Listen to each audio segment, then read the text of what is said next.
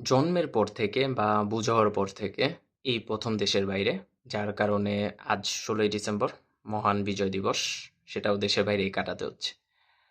তো বাংলাদেশে থাকার সময় কি হতো? সকালে ঘুম থেকে উঠতাম, শীতের একটা অনুভূতি, কারণ শীতকাল এবং সাথে চারপাশ থেকে বিভিন্ন ধরনের দেশাত্মবোধক গান এবং মানুষজনকে দেখতাম তাদের ঘরবাড়ি, দোকান দেশের পতাকা দিয়ে বা দেশের রং দিয়ে সাজিয়েছে।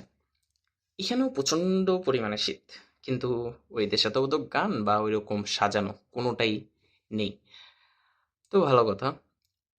স ইউরোপে মূলত মানুষ অনেক বেশি পরিমাণে সাইকেল চালায়।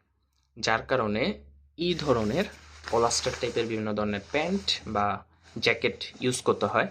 কারণ প্রচণ্ড পরিমাণে শীত এবং আপনি যখন সাইকেল চালাবেন, প্রচণ্ড পরিমাণে বাতাসটা আপনার চামড়া বা মাংসতে লাগবে না। সরাসরি হাড়ে গিয়ে আঘাত করবে। তো আহ, এটা নেওয়ার পরে জিনিসটা আমি আসলে দেখিনি। ট্যাগ যেটা বলা হয়, পোশাকের যে ট্যাগটা দেওয়া হয়, সেখানে মূলত পোশাকে কি পরিমাণে ম্যাটেরিয়ালস, কি কি ম্যাটেরিয়ালস এবং কিভাবে ওয়াশ করতে হবে, কোথায় থেকে তৈরি, ব্র্যান্ডের নাম, সব কিছুই। তো জিনিসটা খেয়াল করে আমার রুমমেট এবং রুমমেট খেয়াল করে আমাকে জানায়। আমিও আপনাদেরকে সেটা একটু দেখাতে চাই। সেটা হচ্ছে এই, দেখতে পারছেন কিনা জানি না, লেখা হচ্ছে মেড ইন বাংলাদেশ।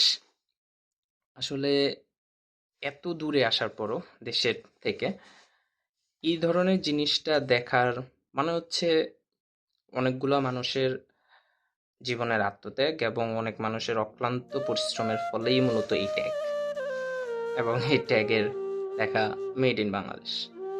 আসলে আলাদা ধরনের একটা অনুভূতি দেয় এসব কিছু। এই বিদায়।